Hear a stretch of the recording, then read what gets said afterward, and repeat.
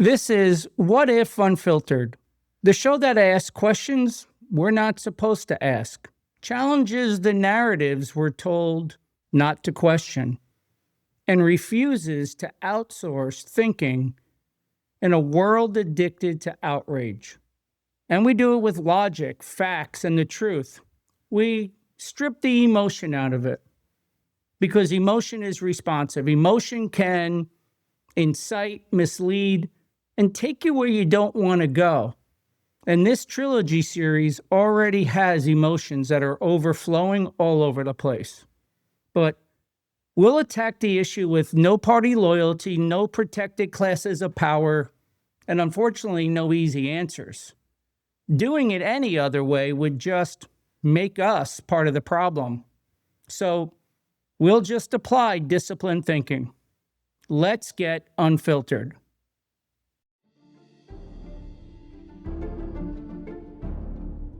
This is not noise. This is not outrage. This is conviction. We believe in faith. We believe in family. We believe in this country and the people who built it. Here, we challenge narratives, not individuals. We confront issues with truth, respect, and courage. These are serious conversations, rooted in principle, guided by tradition, and focused on the future.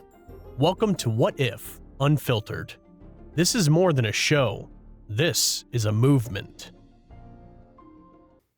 At some point, a case stops being about the crime. It becomes about the system. Let's review what's been released in this horrific case so far. When millions of files linked to Jeffrey Epstein landed, they exposed the life obsessively documented. Like this video of the convicted paedophile dancing. A billionaire who used his enormous wealth to abuse and hid behind a luxury lifestyle. The Epstein Files contain videos of massages, private jets and pools. I've never seen so many beautiful girls. A bizarre mix of more than 2,000 videos, 180,000 images, 3 million emails, texts, flight logs, all still being sifted through. Released by the US Department of Justice without context, some videos less than a second long. In this clip, Epstein chases women through a kitchen. Voices of unidentified girls can be heard. There's also this of Epstein, which appears to be filmed while he's in prison. He's secretly recording a video message for 2 women, who we won't name. You can see I have a little sore on my face that I got from some black guy trying to kiss me. It's really disgusting. Among the files, heavily redacted, sexually explicit videos.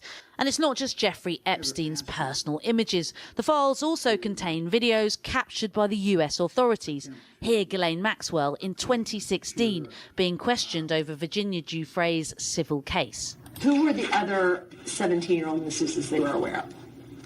I'm not aware of any. Were there any 16-year-old masseuses you were aware of? I'm not aware. Any 15? Look, I just want to be clear. The only person that I'm aware of who claims to have been, and we have to, whilst I've established that now at 17, given that she has changed her age so many times. And here she is in July 2020, a glimpse into her life inside her cell. She was waiting to hear whether or not she would be granted bail. And outside it, relaxed, making phone calls, some lasting more than 20 minutes, while facing charges of recruiting women and girls, including a 14-year-old. On Monday, Maxwell will be testifying under oath before Congress.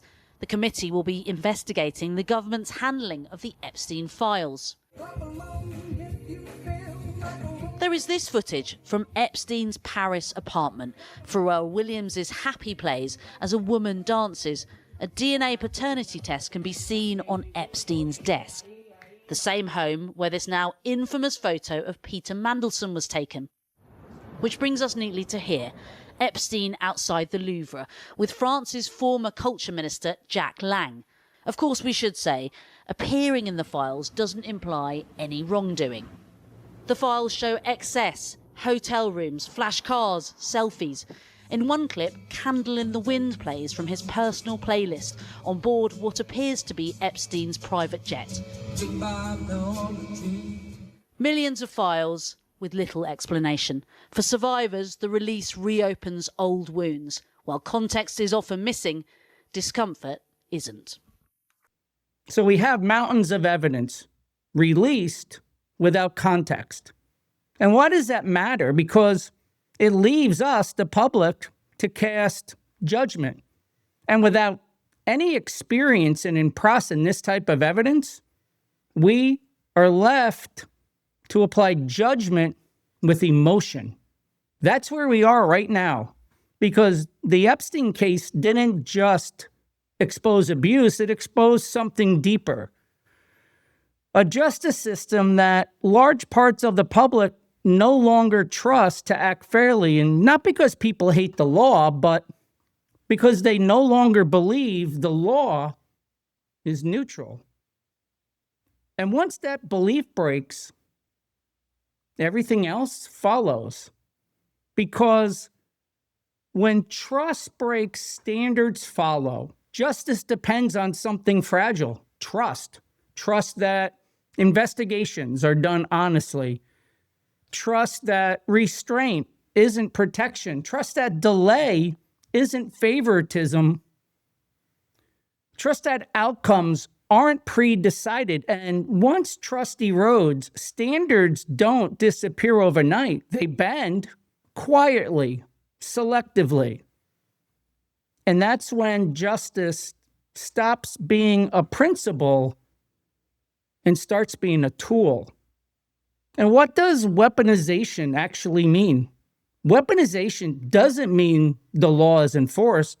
It means law is applied asymmetrically. It means enforcement depends on who you are, what you represent, who benefits if you fall, who benefits if you don't. Weaponization isn't always malicious. Sometimes it's rationalized as necessary. We have to send a message. We can't let this go. This matters symbolically. Okay, well, let's see a few examples of recent weaponization by our justice. Welcome, everyone, to the first hearing of the Subcommittee on Oversight. Today, we are here to shine a light on something that should be deeply concerning to every single American: how our justice system was allowed to become weaponized against political opponents. Early in his presidency, Joe Biden told the nation, "It's not my Justice Department, it's the Justice Department." Former Attorney General Merrick Garland promised the same thing. That was their promise, but we now know it was a lie. For the past 4 years, it was not the People's Justice Department. It was a political weapon used to go after anybody the Biden-Harris administration felt needed to be attacked. Let me lay it out clearly, case after case, so there's no confusion on what happened. Let's start in the great state of New York. Alvin Bragg ran for Manhattan DA, focused on only one thing: targeting Donald Trump instead of cleaning up the many problems facing New York City. After years of searching, he revived a dismissed case with the help of former DOJ officials and used a shaky legal theory to turn misdemeanors into felonies. And it wasn't just Bragg. New York's Attorney General Letitia James also made it her mission to go after President Trump. She campaigned on it.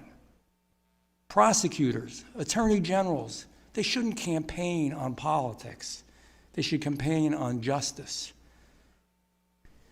She campaigned on it, and she promised voters she'd, quote, exact quote, "get Trump," before even seeing a shred of evidence. And sure enough, once in office, she followed through, twisting civil statutes into weapons for political gain, targeting not just Trump, but his entire family business. In Fulton County, Georgia, Fani Willis also campaigned on prosecuting President Trump. She coordinated with the partisan January 6th committee and the Biden White House from Georgia and hired her romantic partner as the lead prosecutor. Couldn't make this stuff up.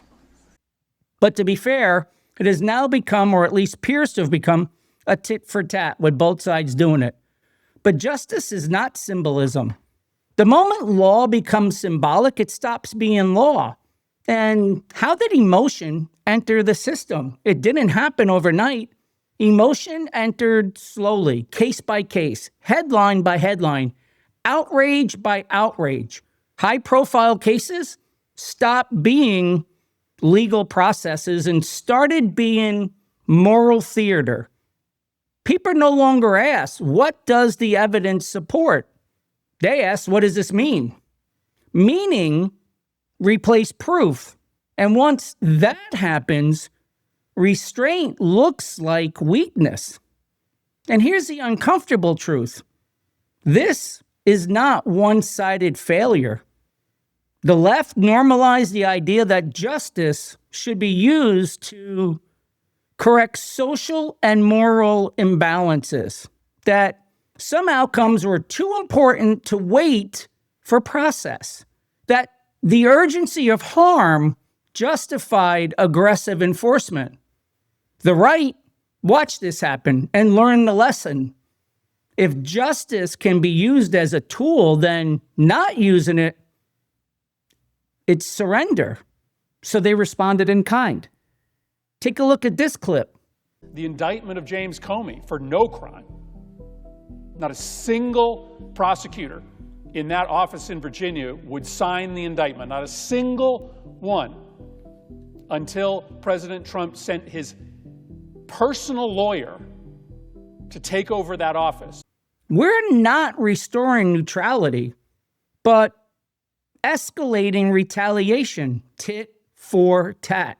And once both sides accepted weaponization, a feedback loop locked in. Each side believed they started it. We're just responding.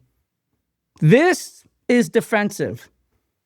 And because each escalation felt justified internally, no one stopped.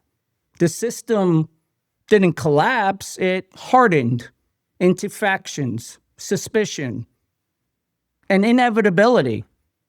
And why did the Epstein case supercharge this? Well, because the Epstein case landed right in the middle of this breakdown, a case involving extreme harm, elite power, international connections, institutional failure, and then silence, delay, non-answers. That silence didn't land in a neutral environment. It landed in a culture already primed to distrust. So people didn't interpret caution as caution. They interpreted it as proof. And at that point, there was no good outcome left. If the DOJ did nothing, they're protecting the powerful. If they prosecuted selectively, they're scapegoating. If they explained constraints, they're lying. And if they stayed silent, they have to be hiding something. Once legitimacy is gone, correct behavior doesn't fix perception. That's the danger zone.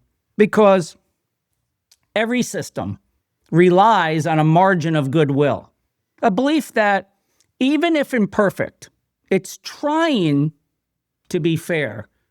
And when goodwill disappears, the system is no longer evaluated on merit. It's evaluated on motive, and motive is always assumed to be corrupt, which is why this is worse than corruption, because corruption can be prosecuted. Distrust can't. Corruption is a crime. Distrust is a condition. And once a justice system is distrusted, even honest actors inside it are treated as threats. That's how systems hollow out, not from attack, but from disbelief. And recent trending shows a 24% drop in trust of our federal justice system, all the way down to 35%. And to show how the decline is even larger, It's down 75% since 2000. But this decline has been over 5 different administrations and both party leadership groups. But here's the shift that should worry everyone. People stopped asking, what does justice require? And they started asking, what outcome feels right? That's the end of law. Because feelings don't scale. In fact, they're designed to not even fucking matter. They don't generalize. They don't protect the unpopular. They don't protect the innocent. They only protect the loud. And why does this hurt victims the most? This is the cruel irony. Weaponized justice feels like it helps victims, but in the long run, it hurts them the most because poison cases collapse. Evidence gets tainted. Witnesses get discredited. Defendants walk free. And not because they're innocent, but because the process failed. Outrage doesn't convict. Process convicts. So here's a question that sits at the center of this trilogy. If justice has become a weapon, how do you disarm it without letting the guilty escape? Because dismantling standards doesn't punish abusers. It creates cover for them. But hold this tension for a moment. We're not resolving that yet because the answer isn't simple. And pretending it is exactly how we got here. We're going to talk about what rebuilding trust would actually require. Not slogans, not outrage, but discipline. That's next when we return from commercial break. Hey everyone, it's Mike. I just wanted to have a heart-to-heart with you. This podcast, this movement, it only goes as far as you take us. I need you to stay involved. I need you to share it. I need you to let everyone know about it. Even if you didn't like it, share it with them anyways. They probably have better taste than you do anyways. At least that's what I'm hoping for.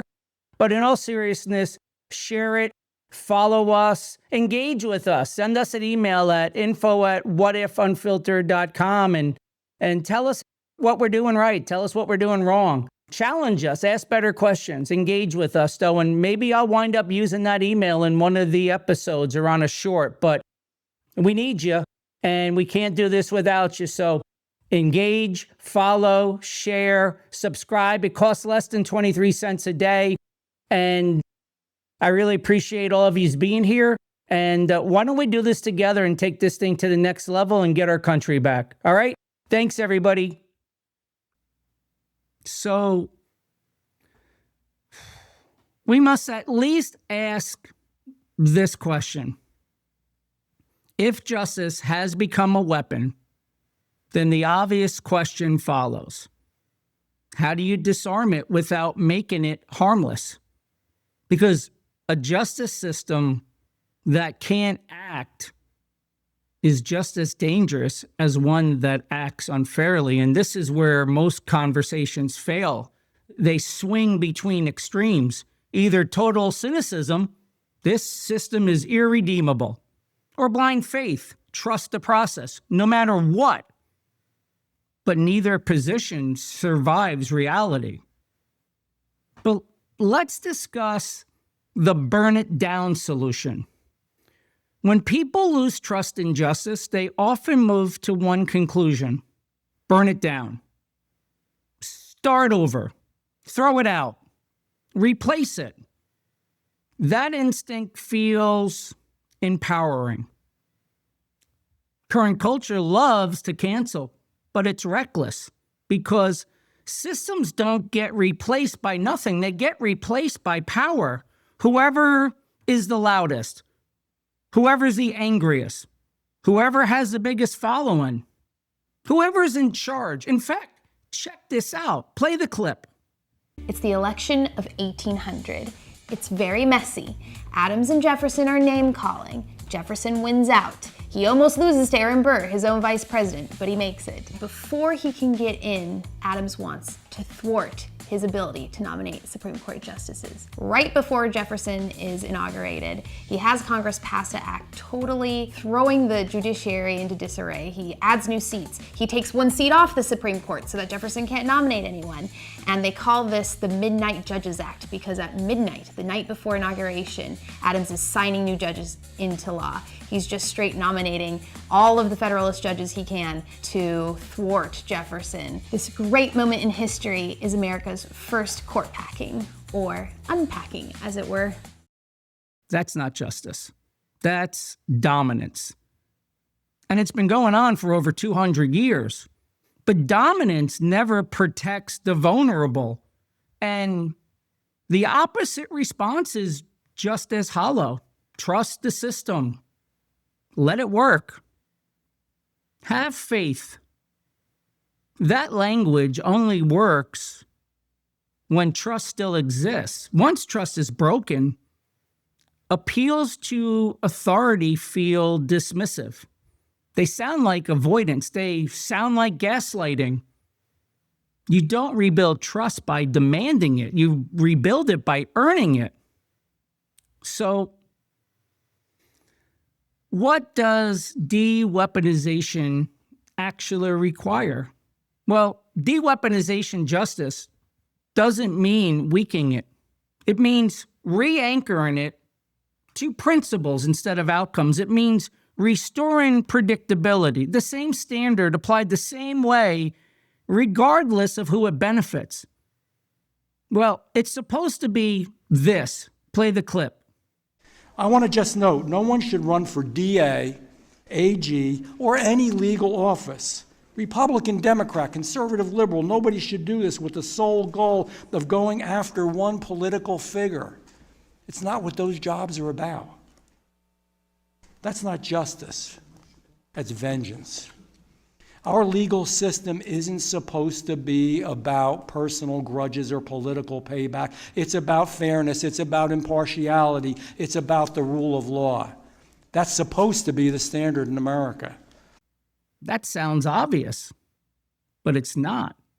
Because predictability limits power and institutions don't like limits. But here's our first take on what we think we need to do to restore trust and a one-tier justice system that serves all equally. Reform 1, transparency without theater. The first requirement is transparency.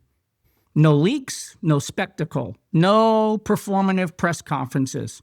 Real transparency. Clear explanations of what evidence exists, what evidence doesn't exist, what standards are required, why cases can't proceed. Silence creates suspicion. Half answers create narratives. Transparency doesn't survive outrage, but it stabilizes trust. So it's important.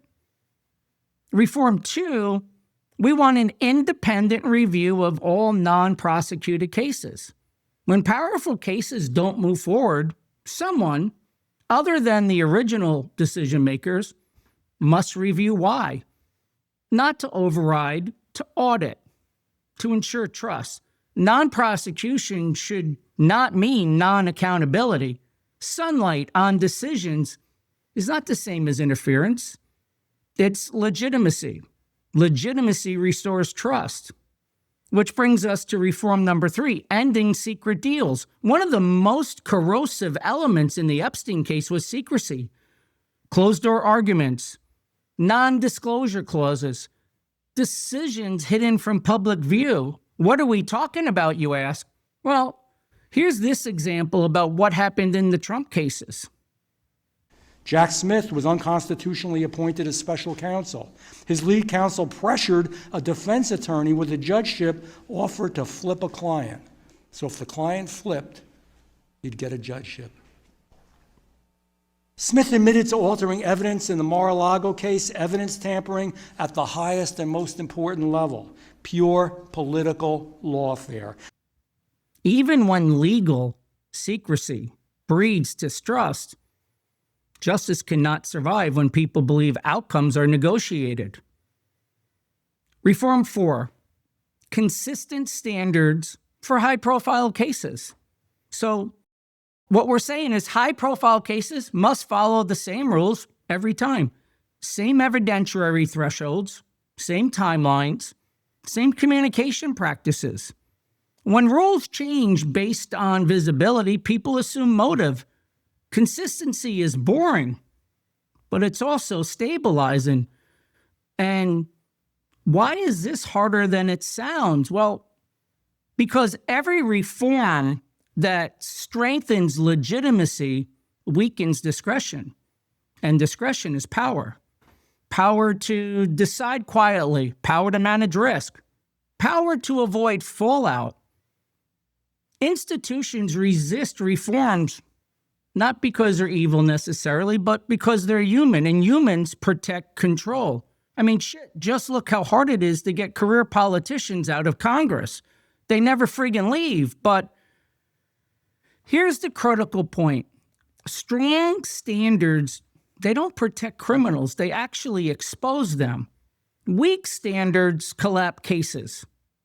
Strong standards sustain cases. Every wrongful conviction strengthens cynicism. Every failed prosecution arms the defense of the guilty. The discipline people resent is the same discipline that works. Now, we need to talk about the public's roles. Public pressure matters, but only up to a point. Pressure should demand transparency, consistency, reform, but not outcomes, because the moment the public demands punishment instead of process, justice becomes theater, and theater almost always ends badly.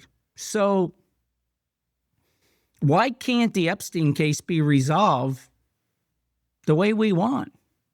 And this is the hardest truth in this series, because the Epstein case may never deliver the emotional resolution that people want. And not because nothing happened. Oh my God, no. But because the system failed too many times and in too many ways. Justice delayed doesn't just feel denied. Sometimes it becomes impossible. That's not acceptable, but it is reality. So what does responsibility look like now? Responsibility now means preventing the next Epstein, not just relitigating the last one. Building systems that detect abuse earlier, protect victims sooner, limit elite insulation, and remove secrecy as default. Justice that only looks backward never protects the future. So I want you to hold this final tension. And here's where we take a pause. Justice cannot be emotional. It cannot be indifferent. It cannot be symbolic. It cannot be silent. And it can't survive if it's treated as a weapon. We're going to close this trilogy series by talking about what disciplined citizenship looks like in a world where trust is fragile, maybe on life support. How we demand justice without destroying it, that's the final piece. But let's take a quick break. Hey everyone, I just wanted to take a minute and talk to you about something practical and intentional. Everything you see associated with What If Unfiltered, the colors, the designs, the phrases, none of it's random. This isn't merch for the sake of merch. This is identity. Our colors are inspired by our Marine Corps dress blue uniform. Our navy blue represents discipline, service, and the backbone of this country, the quiet professionals who show up, do the work, and don't need applause. Gold stands for excellence, truth under pressure, and standards that don't bend just because it's easier.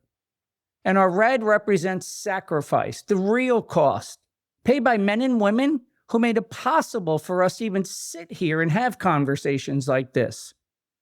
So when you see our faith collection, our family collection, and our America First collection, understand this.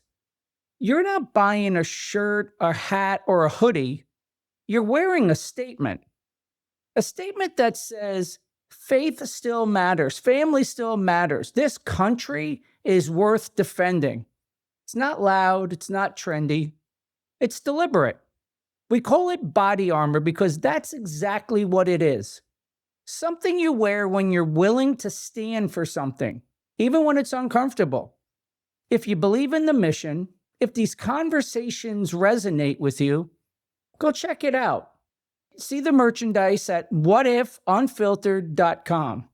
Wear the message, represent the values. Show everyone where you stand without apology. And remember, shipping is always 100% free, and 5% of all clothing purchases will be donated to faith and veteran organizations because it's the American way. Let's get unfiltered. Okay, we're back and we're discussing what if the future of justice depends on how we think.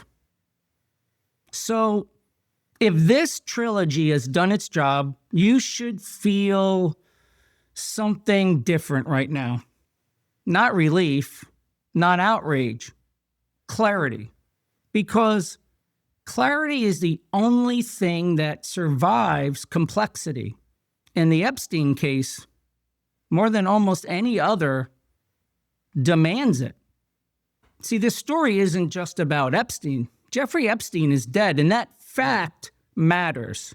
It means there will be no final trial, no singular moment of closure, no verdict that neatly resolves everything. If you're waiting for that, unfortunately, you'll be waiting forever, which is why this story was never really about Epstein.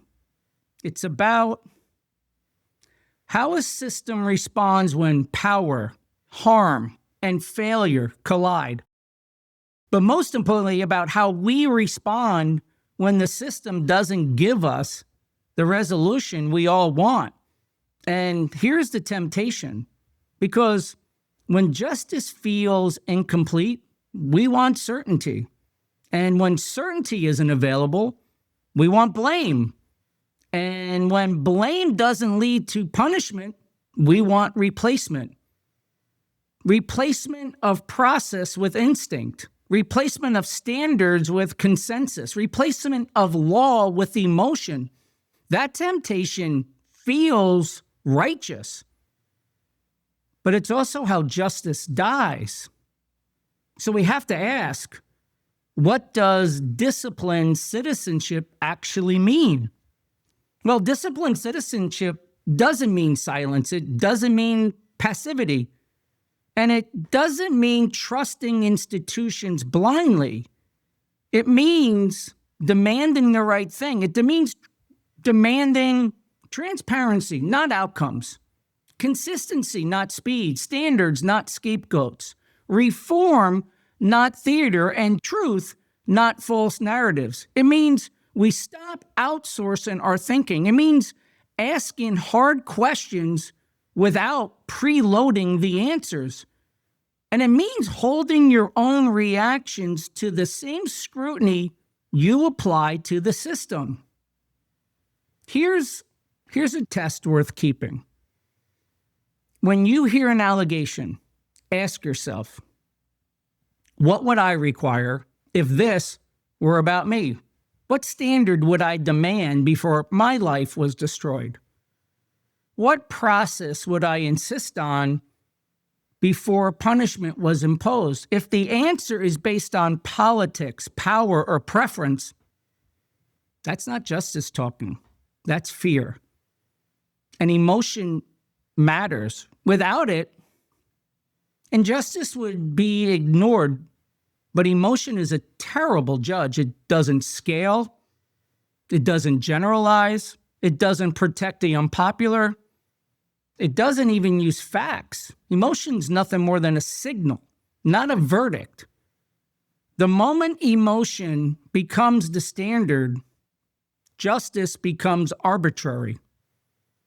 And arbitrary justice is indistinguishable from tyranny to the people on the receiving end. So what does this mean about future cases? The Epstein case, unfortunately, will not be the last high-profile failure. There will be others. Different names, different industries, same pressure. And when they arrive, we'll face a choice. Do we demand outcomes, or do we demand systems capable of delivering accurate outcomes without collapsing? Because only one of those actually protects victims in the long run. So what's the role of the media, and what's our role in this? Media will always chase heat. Their currency is emotion. That's not changing. Outrage travels faster than explanation. Your role, though, is to not outshout it. Your role is to slow it down, to ask what's known, what's alleged, what's proven, what's missing. That discipline makes you cynical. It makes you hard to manipulate. It makes you hard to activate. And why does this matter more than any name? Well, names come and go. Scandals fade. What remains is precedent. What we accept now becomes the template for later. When we normalize punishment without proof, we won't just punish the guilty, we'll punish the inconvenient. If we abandon standards for satisfaction, we won't just get justice, we'll get cycles. So here's the final question this trilogy leaves you with. What if the most important thing we can do after Epstein is not to demand certainty, but to protect the conditions that make justice possible at all? What if the real danger isn't what we don't know, but what we're willing to abandon to feel sure? You don't honor victims by lowering standards. You don't fix systems by burning them down. And you don't protect the future by outsourcing your thinking. You protect it by being disciplined when discipline is the hardest. So far, we've discussed the who, what, when, and where. But what we haven't discussed is what this country needs right now. And when I say country, I'm speaking exclusively about the American people. The American people need a win. We need 100% transparency. And once we have 100% transparency, then we need accountability wherever it may exist. Trump and Vance ran on releasing the Epstein files. And in fact, just a few short months ago, the vice president had this to say. Let's play the clip. There are some protesters outside accusing the GOP of protecting pedophiles, and we're wondering what you think are the reasons the U.S. government should shield the client list of Epstein from the public, and what you have to say about any relevance to that here today. Well, let me say just a couple of things. First of all, the president has been very clear. We're not shielding anything. The president has directed the attorney general to release all credible information and, frankly, to go and find additional credible information related to the Jeffrey Epstein case. He's been incredibly transparent about that stuff, but some of that stuff takes time. You've got to assemble that stuff. You've got to compile that stuff. You've got to redact some victims' names so that you protect the victims. But the president has been very clear. He wants full transparency. He's asked that from the attorney general. And I know, because I talk to her all the time, the attorney general is hard at work on that issue right now. But I think I got to make an observation that there's an interesting thing about this case that the American media seems to totally ignore. For 4 years under Joe Biden's Department of Justice, the media didn't give a damn about the Epstein files or about the Epstein case. For literally 20 years, the story about this scumbag, and he is a scumbag pedophile, Jeffrey Epstein, he's dead now, but For 20 years, you had Obama and George W. Bush's Department of Justice go easy on this guy. They didn't fully investigate the case. They didn't show any curiosity about the case. And now Donald J. Trump is asking his Department of Justice to show full transparency. And somehow that's a criticism of Donald J. Trump and not Barack Obama and George W. Bush. If you want to criticize the people who aren't showing full transparency, you ought to go after the administrations that went easy on Jeffrey Epstein, the administrations that concealed this case for 20 years, and the administrations that failed to show full transparency. Donald J. Trump, I'm telling you, he's got nothing to hide. His administration has got nothing to hide. And that's why he's been an advocate for full transparency in this case. He's going to keep on being an advocate for full transparency. Pam Bondi has promised full transparency. Kash Patel has promised full transparency. We, the people, want full transparency. This includes all names, all evidence, all foreign countries. We want the 302 statements. We want the prosecution memos. We want all the evidence, photos, interviews, transcripts. We want it all released. We want the interviews. We want to know why Epstein was originally scheduled to be prosecuted for 60 charges in Florida, and miraculously, it was dropped to 2 charges and only 13 months in jail. We, the people, want to know who pulled that miracle out of their ass. And if they can't be released due to some existing criminal investigations, okay, then come clean with that info. Give us a timeline. And then keep your word. We're talking about over 1,200 underage victims. 1,200. We're talking at least 25 billionaires listed in the files. At least 8 countries represented in these files. How much are these victims' lives worth? What if these people were your family members? Stop the elite bullshit. This is far bigger than politics, party, or allegiance. This goes to the fabric of this country, our morals, our laws, and our expectations. You promised it. We want it. The victims deserve it. Pedophiles are the absolute scum of the earth. So let's all agree to stop protecting them.